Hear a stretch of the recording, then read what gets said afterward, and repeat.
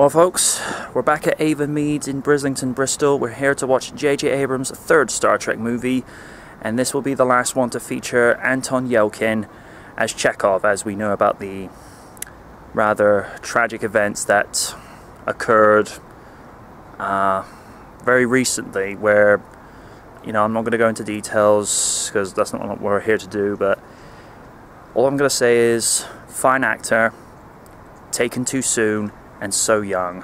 So, yeah, gonna miss that actor. He was also very good in Terminator Salvation, one of the few redeeming qualities about that movie, but that's another story for another time. We got Idris Elba coming into this, and presuming he's the father of Lieutenant Yoda Ahura. So, this will be interesting. In 2 hours, will this boldly go to another hit, another success? We shall find out. Energize.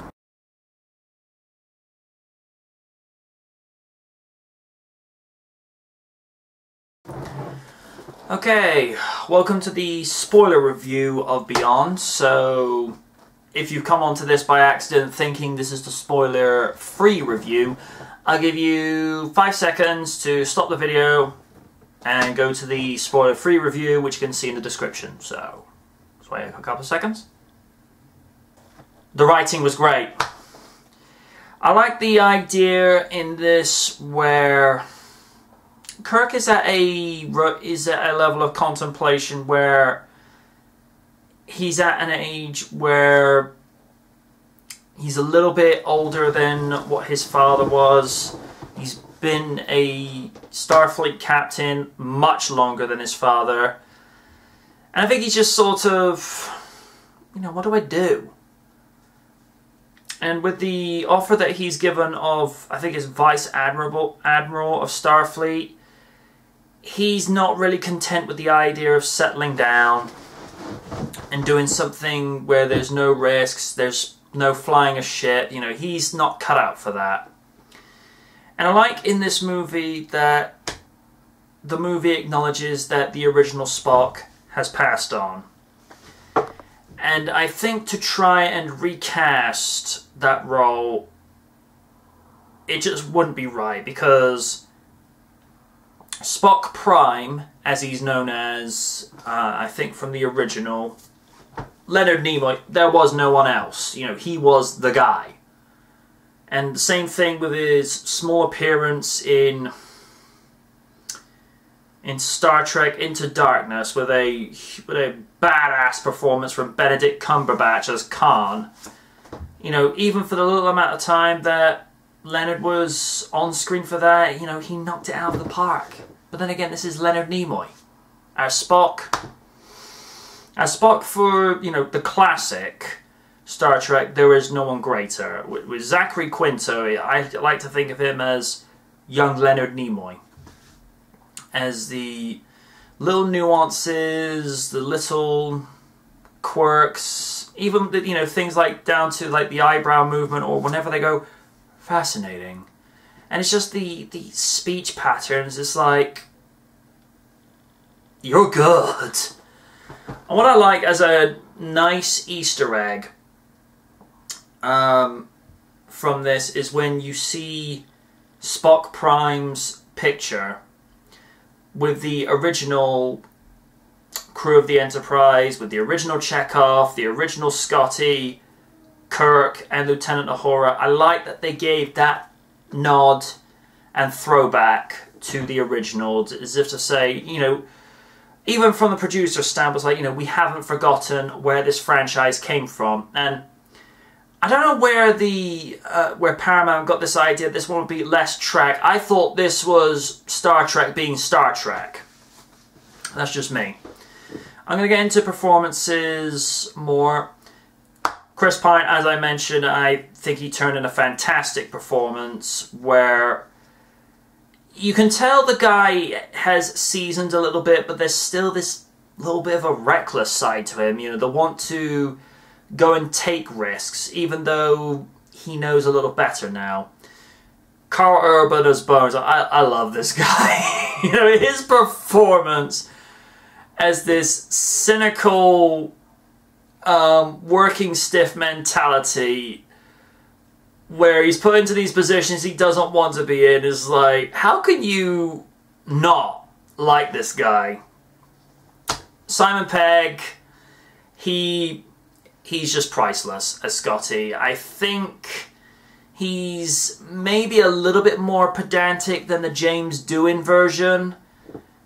Now, whether that's just Simon Pegg just trying to offer his particular spin on it, I don't know. But, you know, the interactions he has with Jayla, it's just absolutely priceless. I'm referring to her as Lassie, obviously because of the fact Simon is basing the Glaswegian accent that he uses, which is based off how, I think it's how his wife taught him how to do that. You know, it's just these little interactions where he's kind of being a mentor father figure to her, but not trying to be one. He's just being there as a kind of someone who's trying to understand her situation, but then kind of saying to her, look, you know, you want things to get better, you know, you gotta take an act of bravery. Visual effects, visual effects, as they've always been for JJ Trek, for lack of a better description. I think this is what the original Star Trek would have done if they had this tech back then. You know, that's just my opinion. You know, Trekkers may differ from that. And here's a little thing. And this is something I think was Robert Orci, or is it Orci, that said this. The term is Trekker, not Trekkie. You know, Star Trek fans are called Trekkers. And it's even on the extra features of the 2009 movie. It's still an awesome movie, even to this day. You know, the visual effects are just mind-blowing. You know, even when you see the Enterprise start to come apart piece by piece, it's an event that you honestly believe is happening before your eyes. Even when you're seeing the Enterprise put back together at Yorktown, which is a starbase with its own atmosphere and gravitational system, it's something to take in. I would have thought that they would have been given a new Enterprise and not just reassemble the current model, but the Enterprise is to Star Trek what Spock, Kirk, and to my personal favourite, Jean-Luc Picard is to Star Trek. Don't get me wrong, I like the original Star Trek for what I did see of it, but I grew up in the 80s and the early 90s where I was introduced to Star Trek The Next Generation, and, you know, Patrick Stewart is a badass Starfleet captain. You know, he differs a lot from Kirk, where Kirk was about taking reckless decisions and being all about, you know, fire, passion, whereas Picard's was logic, reasoning, and wisdom. And there is this touch of class with Patrick, with the way he plays Picard. I'm not saying that any iteration of Kirk has no class. No, that's not it whatsoever. I just find that the best analogy I can give you, that I can offer, is think of Kirk. Captain James T. Kirk is Michael Knight, who, you know, is very fiery, very passionate, likes to take risks, and Picard is Kit. You know, let me be logical, let me be reasonable. And now I have this, I know somebody's going to try and do this. They're going to have Chris Pine photoshopped as Michael Knight and Patrick Stewart being the voice of Kit. I wouldn't mind actually seeing that. Knight Rider the movie. In 2018, Chris Pine is Michael Knight, a lone crusader in a world of criminals who operate above the law, and his car Kit, voiced by Patrick Stewart. That'd be so awesome. Night Trek. Oh, that'd be so cool.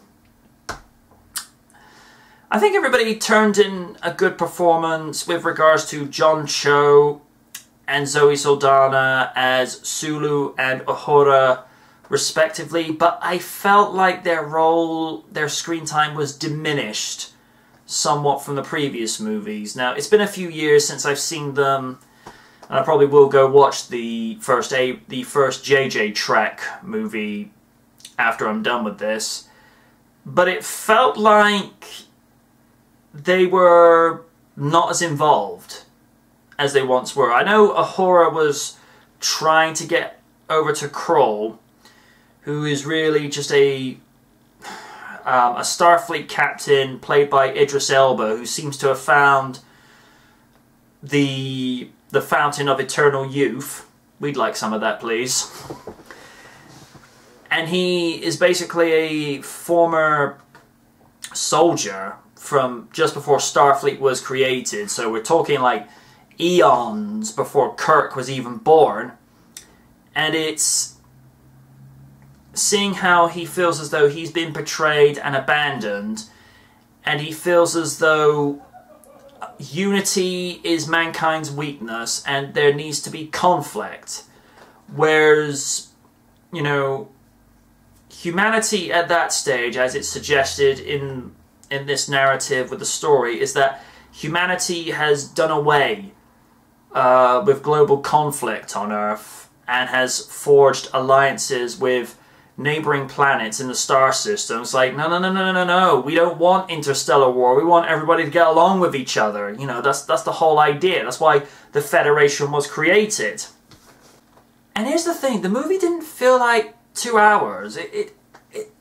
Movies in the last 10 years or so have really mastered this art of what I like to call the rollerball effect, where the momentum is consistently turning. Even when there's no action scenes or no scenes that gets the adrenaline going, you know, there's always something going on with the plot. There is always something keeping you invested and keeping you going with the story. And, you know, Abrams, particularly with director Justin Lin, they have really got this formula working. It's sad that we're not going to see Anton Yelchin as Chekhov again, because that is really tragic what happened to him, and really young actor too. I mean, I think he was only 27. And, you know, most still consider that to be like, when they say someone's still a baby at that age, not in the sense of oh so cute, all that's like, because people look after themselves so much better and people's genes tend to be a lot healthier and in a better standing than, say, decades that have gone before. 27 is like considered the new 18, in the same effect that 40 is now the new 30, 30 is now the new 20, 60 is the new 50, and 50 is the new 40. You know, people are smart, are much smarter than what they were, say, in the 60s and 70s, because they know how to look after themselves better and actually get more out of their health and life expectancy. So, you know, when I say, you know, the guy was real young and pretty much still a kid, you know, that's a compliment to him. And he just has this really youthful looking face in the same context to former Manchester United striker Ole Gunnar Solskjaer when he was still playing. 'Cause even when this guy was in his 30s, he was considered babyface, not as a wrestling term, not, you know, because babyface means good guy, but he had this, what they refer to him as the baby-faced assassin, because he just has this really angelic and youthful look, but he could, you know, put goals in the net, not like many other people. And, you know, Anton, he just was very youthful. I mean, at 27, you'd swear this guy was still a teenager. And it's a real shame that he's no longer with us, because of the movies I've seen him in, 4 of them, 3 of them with the 3 JJ Trek movies and Terminator 4, which is one of those movies I'm like, I paid full price for this, more for me. But even in that movie, he was able to keep your focus on the movie. You know, just this very convincing actor, you know, played everything serious. And again, he was just a darn fine actor, and it's just a real shame he's no longer with us. And I think, like I say, JJ made the smart call not to recast him, because it's not like he was an extra in the background or just a minor character. You know, Chekhov was as integral to the story as Bones McCoy is, or Scotty. You know, you don't recast these roles. If they were going to do yet another reboot, let's say 20 to 30 years down the line, then yeah, sure, you know, recast these roles. Because by that point, the actors wouldn't have been young enough to play these roles anymore.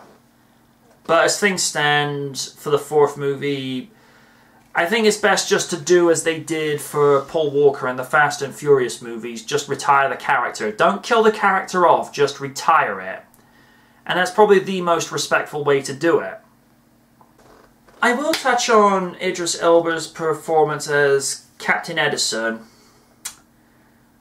You do sympathise with the position that he was at before he started taking on this much more alien form as Krull. But I felt he could have done with much more screen time. Because, you know, this is a world-class actor. You don't just, you know, give him like a 10 to 20 minute thing. He was a huge integral part of the story, because he was a guy out for revenge. There was no redemption with him. He was a changed man from the way he was just left in the reaches of space with no one to help him. But he could have done with more screen time. Even, you know, more in his human form than whatever form that he took on due to the prolonged life effect that he had been taking on throughout the course of the movie. So I felt he could have done more, but what we did get of him, you know, again, fine actor. All in all, you're getting your money's worth out of this movie, and yeah, I got nothing else to add to that. This movie gets a must.